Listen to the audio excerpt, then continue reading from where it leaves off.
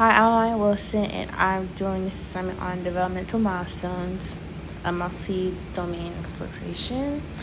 And since my last name is Wilson, I got put into group 5, which is the middle late adult, so 41 plus years. So the first question is identify key milestones and transitions into each domain. So physical development between the ages 41 and 55, said around this age, people will start needing to wear reading glasses. They may have trouble hearing, but they would have trouble hearing like more high-pitched sounds. And then between the ages 56 and 70, things such as like your reaction time and your like muscle mass and strength will go down. And comparing to like the actual case, so Robert, he's 63 and he is tending to be more tired along with having more joint pains. And then moving on to cognitive development, the fluid intelligence is going to decline along with your crystallized intelligence. This is actually increases. And then memory, of course your memory is going to decline as your age decreases. Wisdom, I feel like this just grows with time. You learn things as you grow and get older. So as you grow, the wiser you get. And then physiosocial development. So life evaluation, they typically look back on their experiences and basically review their life as you get older. Moving on to relationships, I feel like once you start getting older, your family life is definitely going to change. Your marriage might not work out, so you guys might get a divorce, which can lead to depression and stuff like that. Your children may start having grandchildren, so now you have to take on more responsibilities now that you are growing. So then going back to Robert, at his age, he feels a bit lost after not being a teacher anymore. But now he has some new responsibilities of being a grandfather, and he's spending more time with his grandchildren. However, again, he kind of feels lost and doesn't really know what to do with his life now since he retired. But again, he is, given these new responsibilities, and he's overall just trying to find stuff that makes him happy. Okay, the next question is discuss whether the data supports major development theories, so things such as Plagan, Eckerson, etc.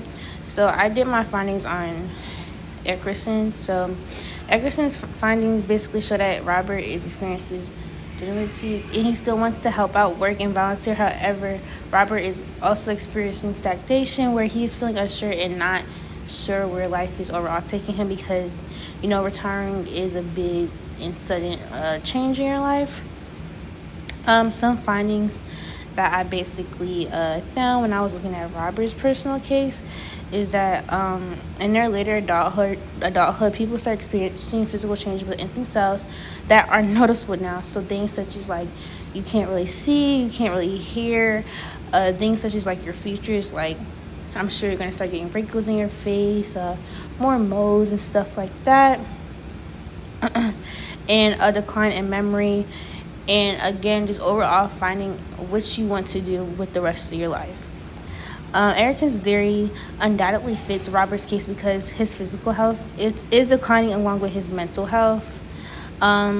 These things are basically making him feel very not useful. And now Robert is trying to find something that makes him happy again, along with being a grandfather once again. And besides his grandchildren making him happy, he's trying to find some personal things that make him happy and not relying on that.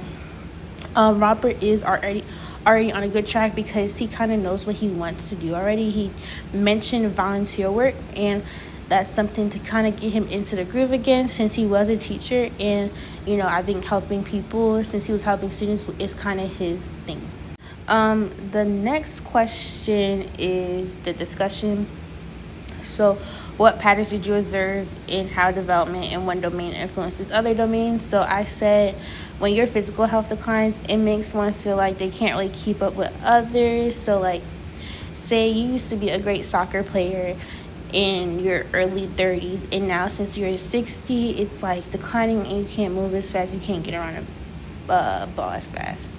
So that's what I mean by that. But however, if you connect your cognitive strengths and you can basically help you find ways to overall make it happen again. So in Robert's case, if he feels like he can't play soccer or can't run around with his grandchildren as much since he is older, he can find alternative ways to basically conquer that. So Robert is experiencing joint pains and his physical health is clearly declining. However, I feel as though like his overall experience as a teacher will help him problem solve and find a way to make this basically possible. But yes, relating this back to Robert's case, if he feels like he wants to play soccer with his grandchildren, him being a teacher will overall help him problem solve, and maybe he can sit down and kick the ball while he plays soccer. He won't have to run around as much, if that makes sense. The next question is, what evidence of both continuity and discontinuity in development did you observe in the data? So continuity, Robert has prior knowledge as a high school teacher to problem solve and make decisions that reflect on his personal needs and what he needs to get done.